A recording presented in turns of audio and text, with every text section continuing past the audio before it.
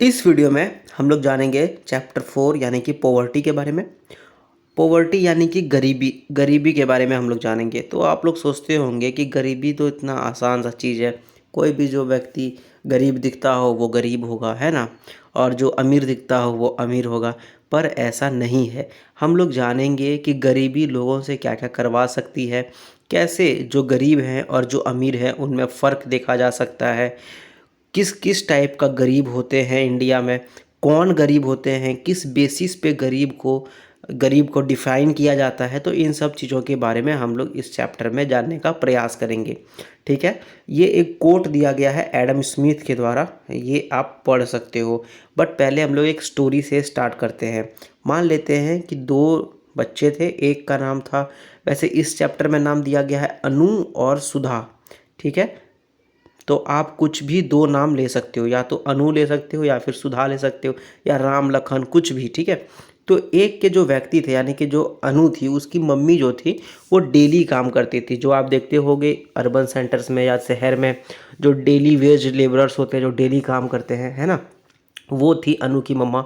और वो क्या करती थी, तो उनका एक छोटा ऐसा बच्चा था और अनु का एज था 10 ईयर्स। ठीक है, मान लेते हैं अभी अनु का एज था 10 ईयर्स और इसकी माँ जो थी वो डेली काम करने वाली औरत थी, उनका एक बच्चा था। अगर किसी दिन वो काम नहीं जा पाती, बाय चांस मान लेते कि अनु की मम्मी कभी बीमार हो गई या कुछ हो गया, तो वो काम पे नहीं जा सकती थी। ठीक है, किसी दिन, तो जिस दिन वो काम पर नहीं जाती उनका पैसा उनको नहीं मिलता। जैसे होता है ना, डेली जो काम करते हैं लेबरर्स तो उनको 200-400 रुपया जो भी है पर डे मिलता है, लेकिन जिस दिन वो काम नहीं करते हैं उनको वो पैसा नहीं मिलता है। ठीक है, तो इस प्रकार से अनु की मम्मी थी और अनु का घर जो है वो काफ़ी गरीब था, इसलिए अनु जो है वो पढ़ाई अच्छी तरीके से नहीं कर सकी। और 10 साल से कुछ साल के बाद उसकी शादी हो गई और अनु का भी सेम प्रोसेस चलने लगा। अब बात करते हैं हम लोग सुधा का। तो जो सुधा के फादर थे वो एक बिजनेसमैन थे। ठीक है, और उनकी जो फादर थे वो बिजनेसमैन थे, उनके पास काफ़ी पैसा था। तो सुधा जब 10 ईयर्स की हुई, ठीक है, यानी कि जब अनु की एज की हुई, तो सुधा का इंटरेस्ट जो है वो पेंटिंग में आ गया। ठीक है, और सुधा एक बहुत अच्छे स्टैंडर्ड स्कूल में पढ़ती थी, इंग्लिश स्कूल में पढ़ती थी, प्राइवेट स्कूल में पढ़ती थी। और उसका जो है इंटरेस्ट चूँकि पेंटिंग में आ गया, तो इनके फादर ने क्या किया, एक ट्यूशन क्लास लगा दिया गया पेंटिंग का, जो कि एक प्राइवेट ट्यूशन क्लास था। फिर प्राइवेट ट्यूशन क्लास का पढ़ने के बाद सुधा का इंटरेस्ट और भी बढ़ते गया पेंटिंग में। और जब वो मैरी करने की एज की आई, यानी कि 15, 16, 17 साल की जब हुई, यानी कि अनु की एज की, तो जब अनु की एज की वो बढ़ने लगी, तो फिर क्या हुआ, वो जो सुधा थी वो चली गई फॉरेन, यानी कि विदेश चली गई। वहाँ जा कर के उन्होंने पेंटिंग करना और सीखा। ठीक है, और फिर वो अब 20 साल 22 साल की एज में वो अच्छा जॉब करने लगी और फिर उनका शादी हुआ। तो ये दो टाइप का स्टोरी था। ठीक है, अब आप इसमें खुद समझ सकते हो कि कौन था गरीब और कौन था अमीर। ठीक है, तो ये था एक स्टोरी आपको एक आइडिया देने का। तो आप सोच सकते हो कि गरीब होने के कारण क्या क्या चीज़ें हो सकती है और अमीर होने के कारण क्या क्या चीज़ें हो सकती है। अब ये तो हो गया था आपको एक स्टोरी देने के लिए कि स्टार्टिंग में स्टोरी देंगे तो अच्छा लगेगा। ठीक है, अब आते हैं हम लोग इकोनॉमिक्स पे। तो देखो, जब फर्स्ट 5 ईयर प्लान आया था शुरू का, यानी कि 47 के बाद जब हम लोग का देश आज़ाद हुआ, उसके बाद जो 5 ईयर प्लान्स बनने लगा, तो उसका मेन मोटो क्या था कि जो पुअर थे, जो अंत्योदय थे, सॉरी जो पुअर थे, जो बहुत ज़्यादा गरीब थे, उनको कमाई का जरिया बनाना, उनको उस गरीबी की रेखा से ऊपर करना। ठीक है, तो जवाहरलाल नेहरू साहब 1947 में जब कंस्टिट्यूएंट असेंबली था, तो उनको एड्रेस करते हुए बताए कि जो आज़ादी है ये हम लोगों के पास एक अपॉर्चुनिटी है। किन के पास? जवाहरलाल नेहरू एंड टीम, यानी कि इंडिया के पास एक अपॉर्चुनिटी था कि जो लोग जो गरीब हैं, जिनके पास खाने का रहने का जगह नहीं है, उनको हम लोग किस प्रकार से गरीबी को ख़त्म कर सकते हैं। गरीबी क्यों ख़त्म करेंगे, तो उन लोगों का डिज़ीज़ जो होता था, जैसे तभी बहुत ज़्यादा उस टाइम पे, अब तो बहुत कम हो गया है, मलेरिया वगैरह बहुत ज़्यादा होता था, पोलियो मलेरिया जो गरीबी के कारण मेनली होता है। ठीक है, वो सब डिजीज़ काफ़ी ज़्यादा होता था। तो इसको हम लोग किस तरह ख़त्म कर सकते हैं।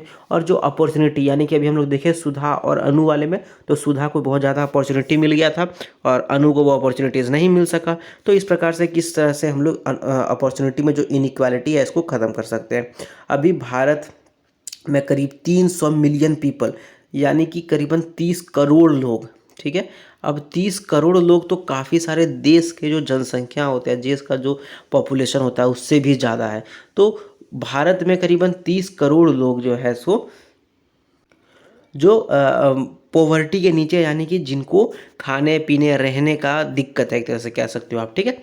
तो पॉवर्टी हम लोगों को, जो गरीबी है वो हम लोगों को बोलता है कि किस प्रकार से हम लोगों जो गरीब लोग हैं उनका जीवन बेहतर कर सके, उनको भी वो अपॉर्चुनिटीज़ मिल सके जो हमारे स्टोरी में सुधा को मिला था, ठीक है। अब हम लोग बात करते हैं कि गरीब होता कौन है आखिर। ठीक है भाई, गरीब तो बहुत सारे होते हैं, पर गरीब कौन होता है? देखो, एक आदमी थे, एक टीचर थे, ठीक है।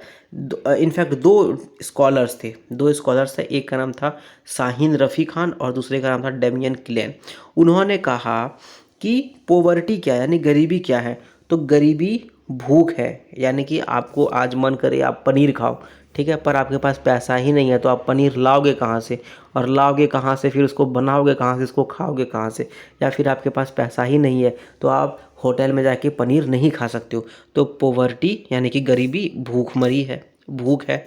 पोवर्टी एक ऐसा सिचुएशन है जहाँ पर लोग बीमार तो पड़ते हैं, लेकिन उनके पास पैसा नहीं है कि वो जा कर के डॉक्टर से दिखवा लें, ठीक है, और ठीक हो जाए।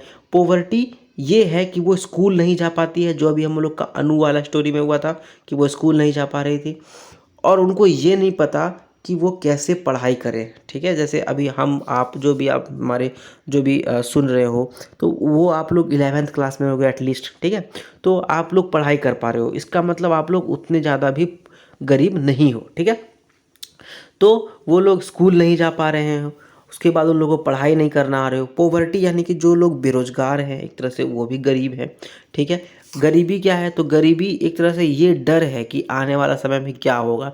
अगर अमीर लोग, अंबानी साहब, उनको ये तो डर नहीं लगेगा कि कल आने वाले समय में हमको खाने को मिलेगा कि नहीं मिलेगा, ऐसा कुछ नहीं है। लेकिन जो गरीब लोग हैं उनको ये डर रहता है कि 1 महीने के बाद, कल परसों क्या हमको खाने का मिलेगा नहीं मिलेगा, ठीक है, इस प्रकार से। उसके बाद गरीबी ये होता है कि किसी भी बच्चे को वो बीमारी के कारण उनकी मृत्यु हो जाए, ठीक है। वो वैसे तो मृत्यु किसी की भी हो सकती है, लेकिन कोई बच्चा पोलियो के कारण मर गया, तो ये क्या, गरीबी के कारण वो मरा, गरीबी के कारण उसको पोलियो हुआ, पोलियो होने के कारण वो मर गया, तो ये गरीबी है, ठीक है।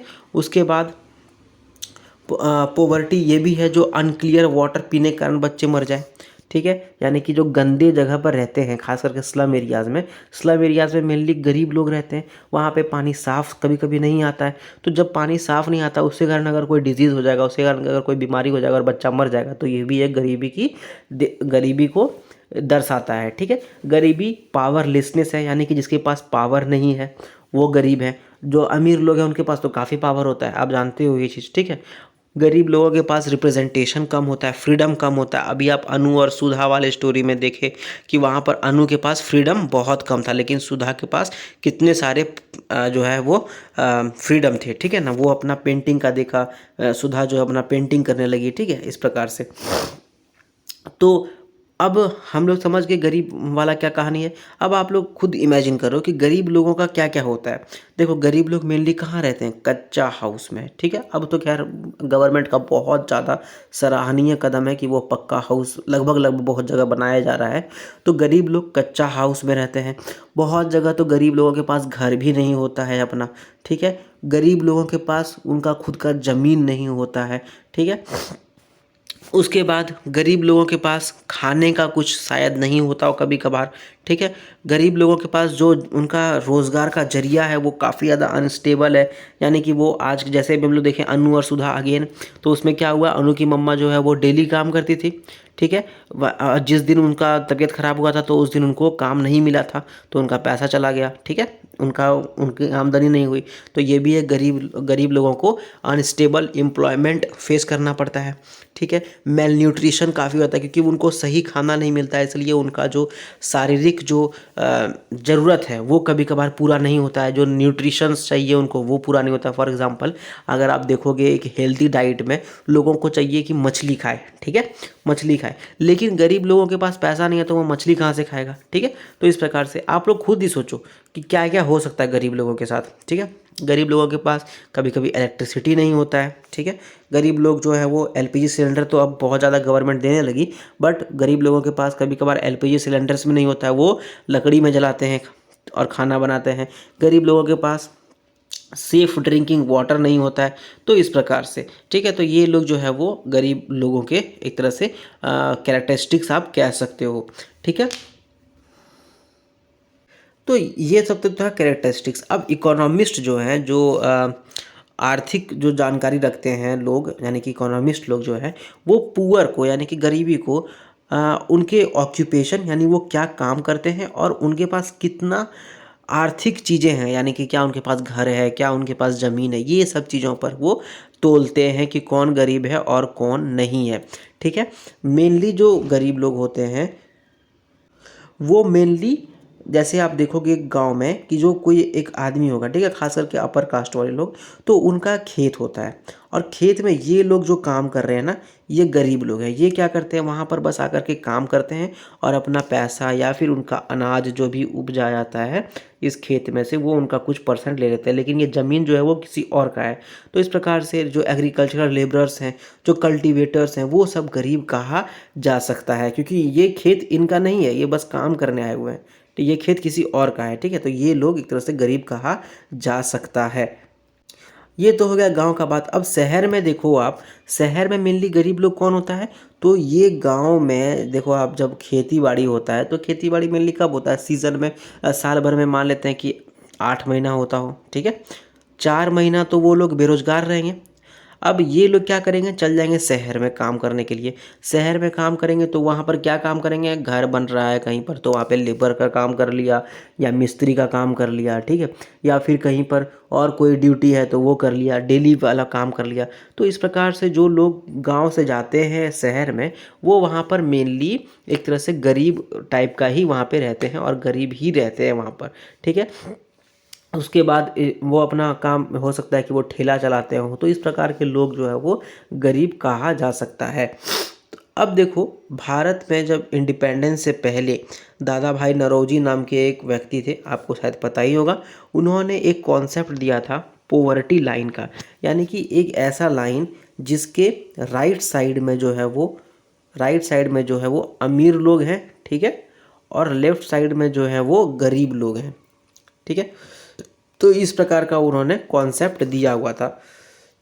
अब उनका बेसिस क्या था इस कॉन्सेप्ट को देने पर, तो उन्होंने क्या किया, एक जेल में जो बंद कैदी था उनका एक मेन्यू निकाला कि क्या क्या वो खाते हैं, ठीक है, और उन्होंने नाम दिया इसका जेल कॉस्ट ऑफ लिविंग, यानी कि जेल में व्यक्ति को रहने के लिए कितना पैसा चाहिए, ठीक है।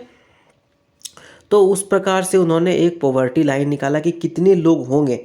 मान लेते हैं कि जेल में रहने के लिए लोगों को 100 रुपया, आज के डेट में 100 रुपीज़ चाहिए पर डे जेल का खाना खाने के लिए। तो क्या शहर में या गांव में जो लोग रहते हैं, क्या वो 100 रुपया पर डे कमाते हैं या नहीं कमाते हैं, ठीक है। अगर कमाते हैं तो वो गरीब नहीं है, और अगर नहीं कमाते हैं तो वो गरीब है, इस प्रकार से, ठीक है। लेकिन यहाँ पर क्या दिया गया है कि उन्होंने ये माना कि जो पॉपुलेशंस था, ठीक है, उनमें से 1/3 जो है वो चिल्ड्रन का पॉपुलेशन था। क्यों, क्योंकि देखो जेल में जो लोग रहते हैं वो मेनली बड़े व्यक्ति रहते हैं, ठीक है, 18 साल से ज़्यादा जिनका उम्र हो गया, जो एक तरह से काम करने के योग्य लोग हैं, वो वहाँ पे रहते हैं, ठीक है। तो उन्होंने ये माना कि मान लेते हैं कि 33%, 100 में से 33% लोग जो है वो चिल्ड्रन है, 100 पीपल है मान लेते हैं, तो उसमें 33% जो है वो चाइल्ड है, बच्चे हैं, जिनको खाने का उतना तो ज़रूरत नहीं पड़ेगा, उनको कम पड़ेगा, ठीक है। उसके बाद ये जो व्यक्ति थे, यानी कि जो 1/3 थे, मान लेते हैं कि वो जितना भी बड़े व्यक्ति थे जो कि जेल में बंद है, वो जितना भी खाएगा तो बच्चा का आधा खाएगा, मतलब बच्चा जो है उसका आधा खाएगा, तो 1/6 हो गया, ठीक है।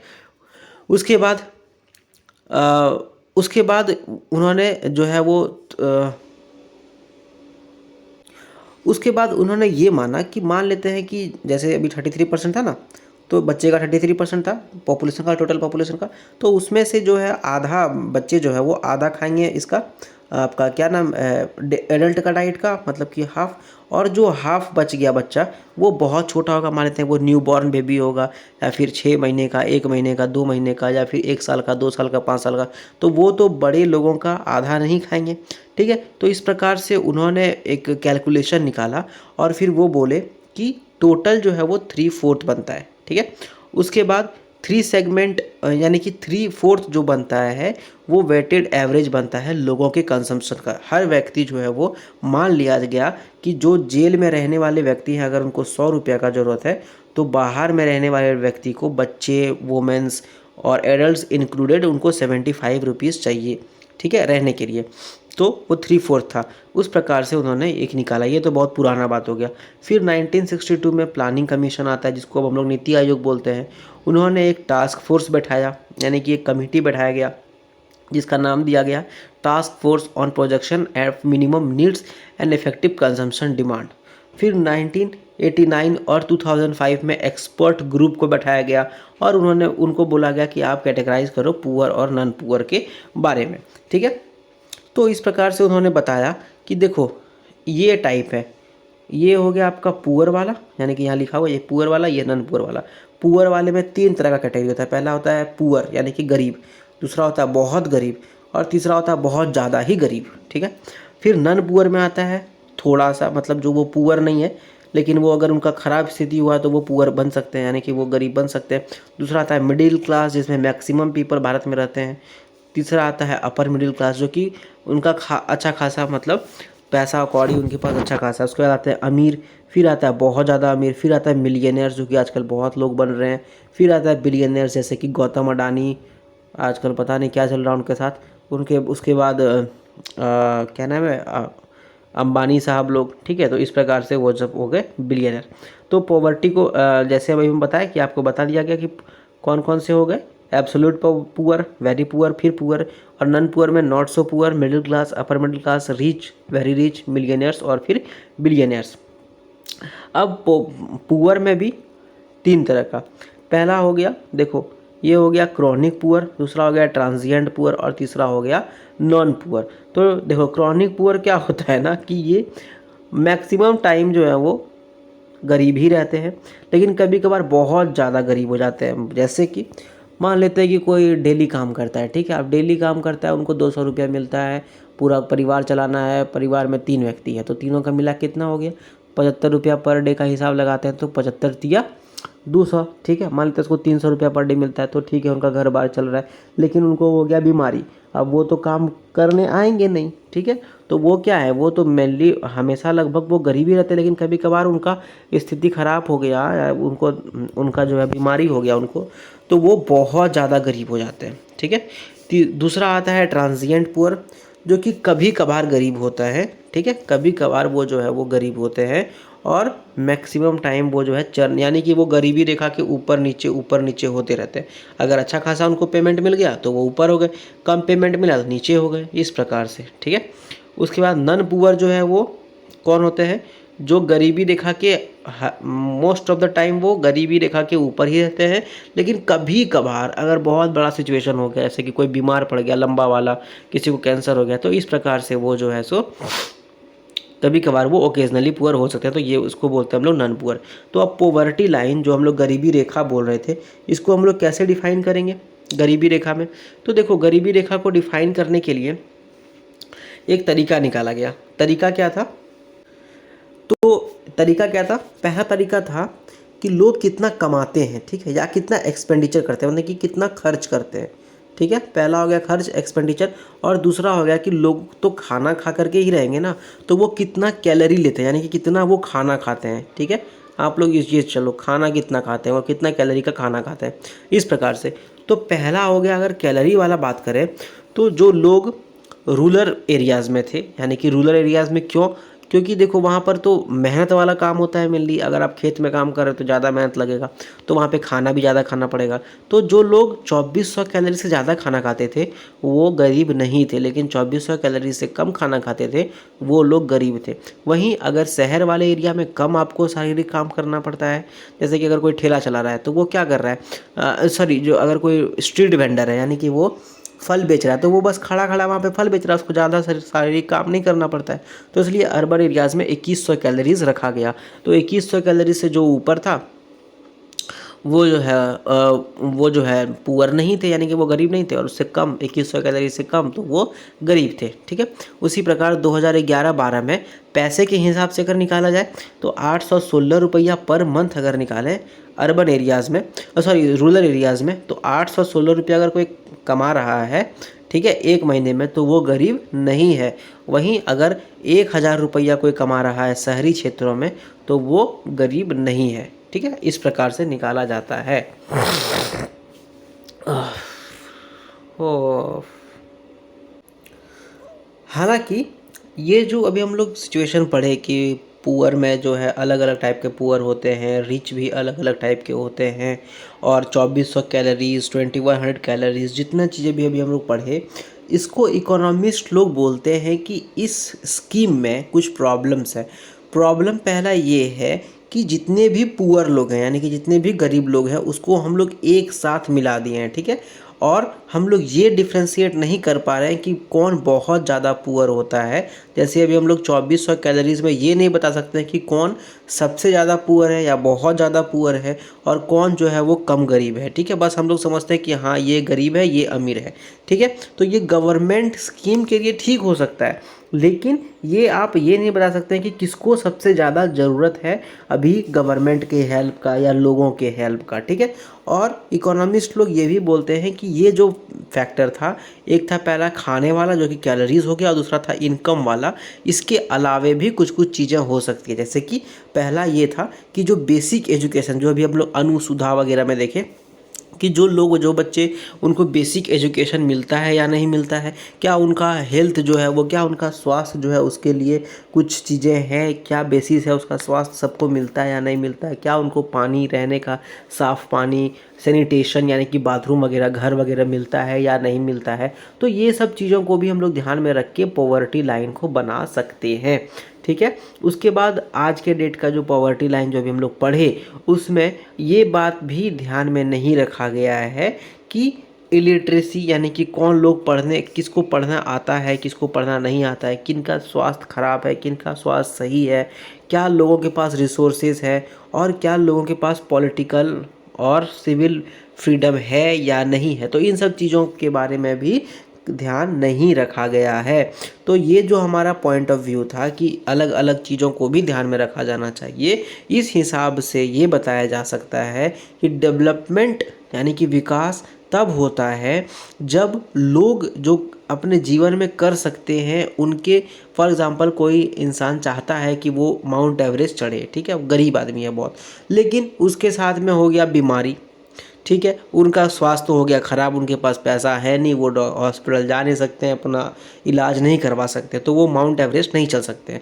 इसी प्रकार से जो लोग अपने जीवन में करना चाहते हैं, तो डेवलपमेंट यानी विकास का ये काम है, जो गवर्नमेंट विकास करती है उसका ये काम है कि जो लोग अपने जीवन में करना चाहते हैं उसके बीच में इलिटरेसी यानी कि जो लोग पढ़ाई वगैरह नहीं जानते हों वो उसके बीच में ना आए, ना ही उनका स्वास्थ्य ख़राब होने पे उनको इलाज मिल सके। ठीक है, जो रिसोर्सेज है यानी कि जो अपना ट्रेन वगैरह है या फिर जो लैंड वगैरह है वो सब उनको मिले, और साथ ही साथ पॉलिटिकल और सिविल फ्रीडम भी मिले, यानी कि वो स्वतंत्र अब राजनीतिक रूप से और नागरिकता के तौर पे उनको फ्रीडम मिलना चाहिए। ठीक है, तो ये सब चीज़ें थी। अब आप मुझे ये बताओ कमेंट सेक्शन में कि क्या ये जो बेसिस था अपना कैलोरीज और पैसे वाला, क्या ये सही बेसिस था, या फिर आप चाहोगे कि कुछ और इसमें ऐड करना चाहते हो? अगर कुछ ऐड करना चाहते हो तो आप कमेंट सेक्शन में आकर के कमेंट करो, अपना व्यूज़ रखो, अपना पॉइंट ऑफ व्यू रख सकते हो। ठीक है, तो इस प्रकार से डेवलपमेंट का ये काम होता है। तो गवर्नमेंट के जो स्कीम्स आते हैं, यहाँ गवर्नमेंट बोलती है कि देखो भाई जीडीपी बहुत बढ़ रहा है, लोग जो है वो कम होते जा रहे हैं। ठीक है, अब क्वेश्चन आता है कि कितने लोग हैं करीब भारत में कितने लोग गरीब हैं, तो कौन डिसाइड करेगा, कैसे डिसाइड करेगा? तो इसलिए स्कॉलर्स जो हैं वो अपना एक अलग अलग मेथड निकालते हैं। स्कॉलर्स अपना अलग अलग मेथड निकालते हैं, जैसे कि नोबल लॉरिएट जो नोबल पुरस्कार से सम्मानित है अमर्त्य सेन, उन्होंने एक अपना इंडेक्स निकाला, इसका नाम है सेन इंडेक्स। उसी प्रकार से अलग अलग टूल्स है, जैसे कि पॉवर्टी गैप इंडेक्स हो गया, स्क्वायर्ड पोवर्टी गैप हो गया। तो इस प्रकार से अलग अलग टाइप का इंडेक्स निकाला जाता है, जिसके तहत ये देखा जाता है कि कितने लोग गरीब हैं, कितने लोग गरीब नहीं हैं। इन सब चीज़ों के बारे में अगर आपको जानना है कि अमर्त्य सेन जो उनका सेन इंडेक्स है वो कैसे काम करता है, या स्क्वायर्ड पोवर्टी गैप कैसे काम करता है, या फिर पोवर्टी गैप इंडेक्स कैसे काम करता है, तो आप इन सब चीज़ों के लिए हायर क्लासेस में जब जाओगे, या अभी आपके पास इंटरनेट है ही, तो आप जा करके सर्च वगैरह कर सकते हो, जान सकते हो। आप सोच रहे हो कि मुझे भी नहीं पता, बिल्कुल सही, मुझे भी ये नहीं पता कि ये कैसे निकाला जाता है, तो आप इनके बारे में जा कर के इंटरनेट से जानकारी हासिल कर सकते हो। अब बात करते हैं भारत में जो लोग हैं वो कितने हैं। तो नंबर ऑफ़ पुअर यानी कि जो गरीब लोग हैं उनको जब नापा जाता है तो उसको बोला जाता है हेड काउंट रेशियो, यानी कि सिर को काउंट करना, यानी कि इंसानों को काउंट करना। ठीक है।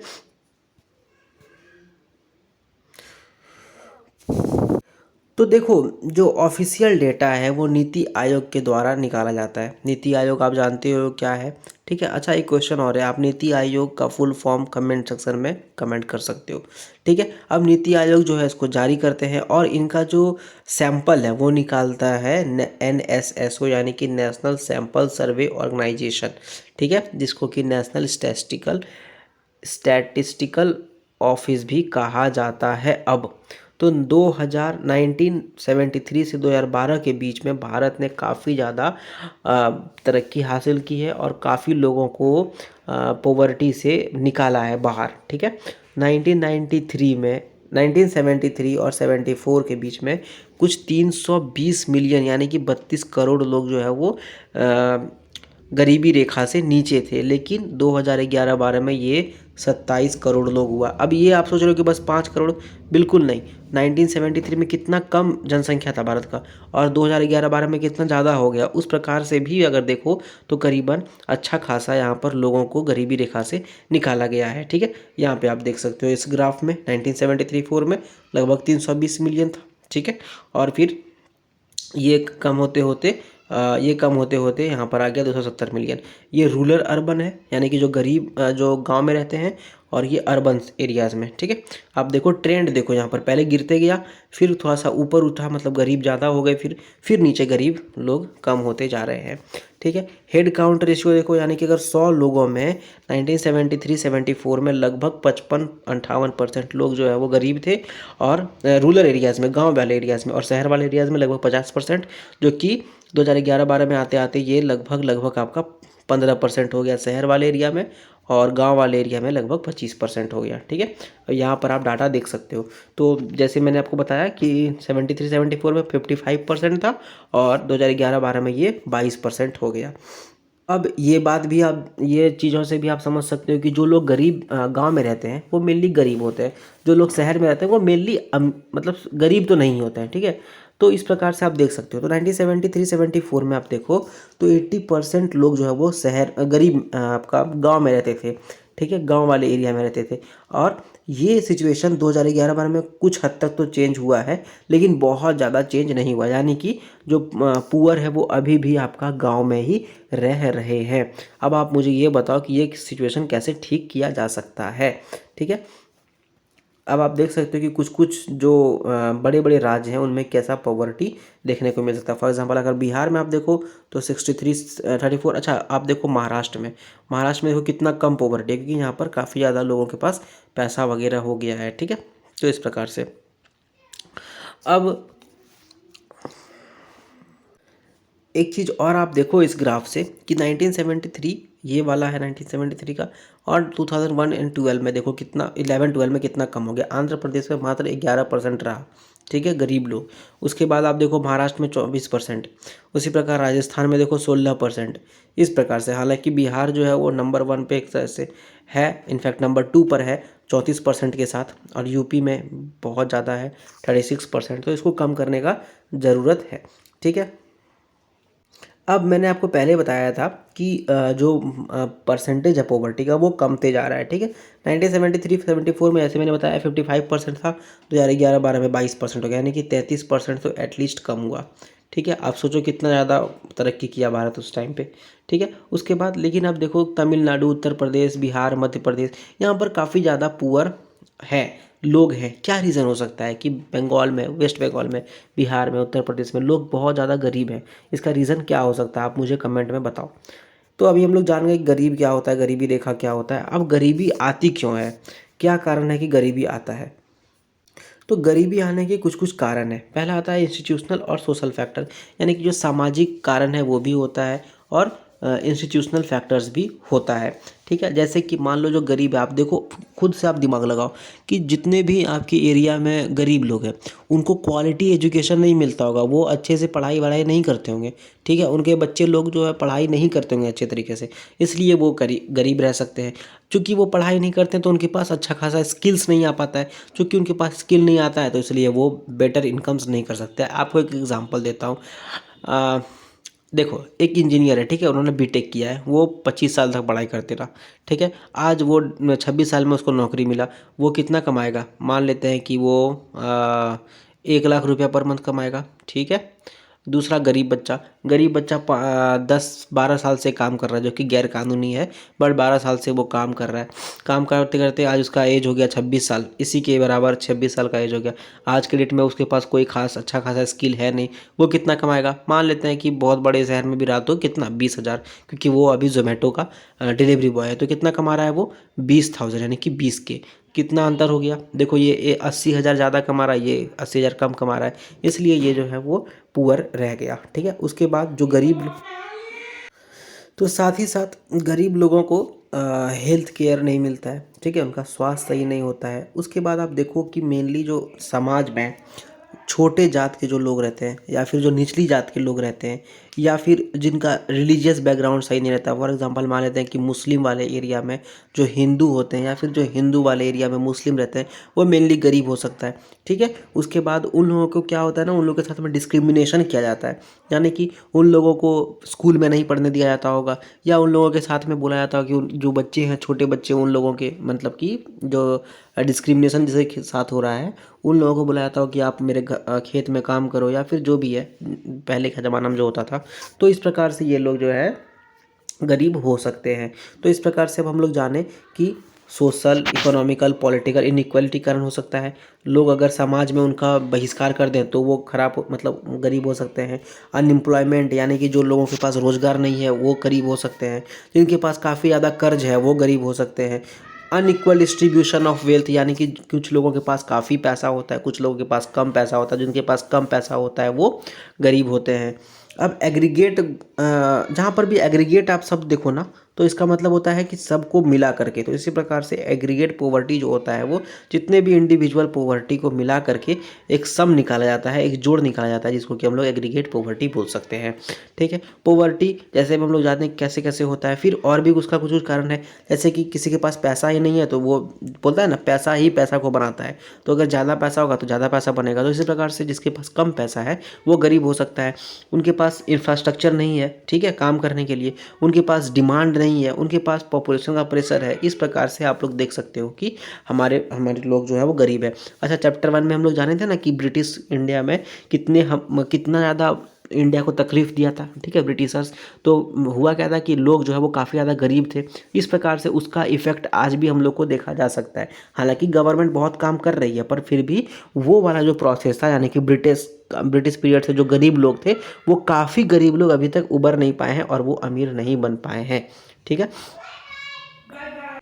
आप जानते ही हो कि ब्रिटिश इंडिया में कितना सारा फेमाइन्स आया, सुखाड़ आया, लगभग 70% लोग जो है वो खेती में काम कर रहे थे। तो इस प्रकार से जो ब्रिटिश वाले हैं वो बहुत ज़्यादा हम लोगों को एक तरह से हम लोगों को एक तरह से कैसा है ना कि डिस्क्रिमिनेशन किया गया, या हम लोगों को बहुत ज़्यादा एक्सप्लॉइट किया गया। हाई टैक्सेस था, मतलब बहुत ज़्यादा उसका फिर वो हिस्ट्री हो जाएगा एक तरह से। तो इस प्रकार से ब्रिटिशर्स जो है वो काफ़ी ज़्यादा हम लोगों को तकलीफ़ दिया, और वही तकलीफ़ जो है वो आज तक हम लोग देख सकते हो। आप अगर आप दिमाग लगाओगे तो अभी भी देखो, जो गरीब लोग थे ब्रिटिश के पीरियड में वो आज के डेट में भी गरीब हैं, लेकिन जो लोग अमीर थे ब्रिटिश के पीरियड में वो आज के डेट में भी एक तरह से अमीर ही हैं। ठीक है, जो इंडिया में गरीब लोग हैं वो मेनली छोटे छोटे किसान होते हैं।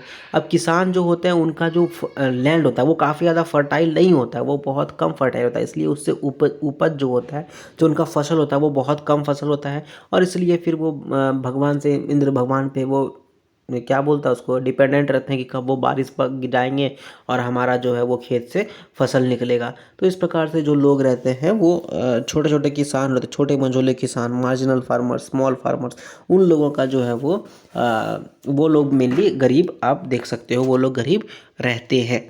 ठीक है। उसके बाद आप देखो, जैसे मैंने आपको बताया कि कास्ट भी एक बड़ा इंपॉर्टेंट जगह प्ले करता है। तो स्केड्यूल कास्ट और स्केड्यूल ट्राइब यानी कि एससी और एसटी के लोग ज़्यादा गरीब रहते हैं। अगर आप कंपेयर करोगे ब्राह्मण, बनिया या क्षत्रिय से, तो एससी और एसटी के कास्ट के लोग ज़्यादा गरीब रहते हैं। सिर्फ ये हिंदू में नहीं, मुस्लिम में भी है। अगर आप मुस्लिम में देखो तो कुछ सेक्शन के लोग अमीर होते हैं मुस्लिम में भी, और कुछ सेक्शन के लोग गरीब रहते हैं। ठीक है। अब आप मुझे कमेंट में बताओ कि मुस्लिम के कुछ सेक्शन जो कि जैसे कि खान हो गया, पठान हो गया, तो वो लोग तो अमीर है, लेकिन कौन सा एक वर्ग होता है मुस्लिम में जो कि मेनली गरीब रहता है, वो आप मुझे बताओ। काफ़ी वो न्यूज़ में चल रहा है, इसलिए मैंने आपसे ये क्वेश्चन पूछा। ठीक है। उसके बाद अगर अर्बन पुअर का बात करें, जो शहर में लोग रहते हैं, वो जैसे मैंने आपको पहले ही बताया कि वो डेली वेज लेबरर्स रहते हैं मेनली, है ना, स्ट्रीट वेंडर्स रहते हैं, इस प्रकार से। उसके बाद पॉवर्टी जैसे बताया कि एम्प्लॉयमेंट पे भी डिपेंड करता है कि कौन क्या काम कर रहा है। अगर होटल में कोई अगर चाय बेच रहा है तो उसको तो कम पैसा मिलेगा, और अगर वही आईटी सेक्टर में काम कर रहा है तो उसको ज़्यादा पैसा मिलेगा। और इस प्रकार से आप देख सकते हो कि जो गरीब है वो गरीब होते जा रहे हैं, अमीर जो है वो अमीर होते जा रहे हैं। इसलिए दोनों के बीच का जो दरमियान है, यानी कि दोनों के बीच का जो डिफरेंसेस है, वो बढ़ता ही जा रहा है।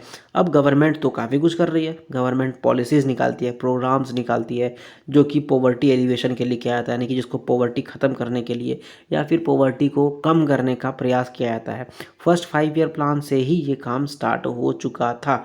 ठीक है। और अभी बीजेपी गवर्नमेंट तो काफ़ी कुछ कर रही है। ठीक है। तो गवर्नमेंट का 3 डायमेंशन में ये अप्रोच रहता है कैसे हम लोग पॉवर्टी को कम कर सकते हैं। पहला अप्रोच होता है ग्रोथ ओरिएंटेड, यानी कि गवर्नमेंट खोज चाहती है या बोलती है ऐसा कि जैसे जैसे ग्रोथ होते जाएगा वैसे वैसे पॉवर्टी कम होते जाएगा। जैसे हम लोग देख रहे हैं 1950 के बाद से जैसे भारत का जीडीपी बढ़ते जा रहा है तो पॉवर्टी सच में कम होते जा रहा है।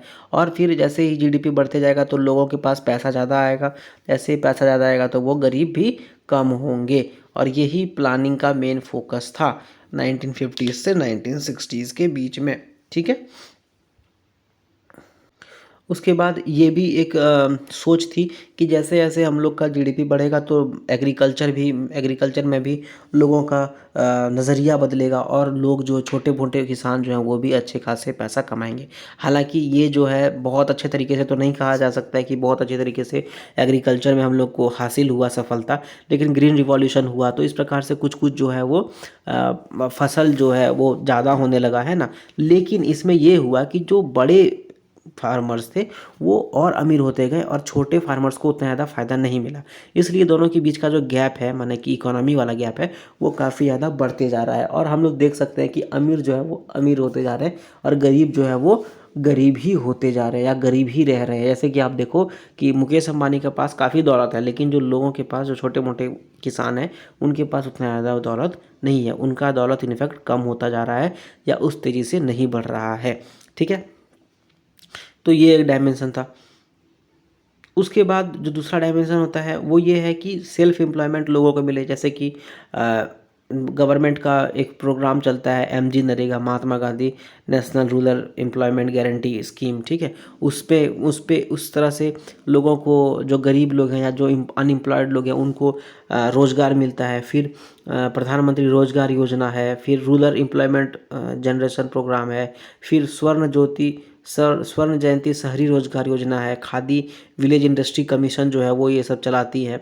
और ये सब क्या होता है, ये छोटे मोटे लोगों को छोटे मोटे जॉब्स दिया जाता है ताकि वो लोग जो हैं वो रोज़ कमा सकें, और कमाने के बाद अपना पेट पाल सकें, और पेट पाल सकें और अपना जो है वो जीवन यापन एक तरह से कर सकें। ठीक है।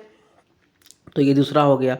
उसके बाद एसएचजी बनता है, यानी कि सेल्फ हेल्प ग्रुप बनता है। सेल्फ हेल्प ग्रुप क्या होता है कि 50-60 या फिर ज़्यादा, उससे ज़्यादा, मतलब एक ग्रुप ऑफ वुमेन्स या ग्रुप ऑफ मेंस जो है वो एक बनाते हैं ग्रुप, और फिर अपने में वो पैसा जमा करते हैं। और जमा करने के बाद किसी के घर में अगर कुछ टाइम आया, तो कुछ ख़राब हुआ या मतलब इकोनॉमिकली कुछ ख़राब हुआ, तो वहाँ पर वो लोन वगैरह ले सकते हैं उसी ग्रुप से, और इस प्रकार से वो अपना बेहतरी कर सकते हैं। ठीक है।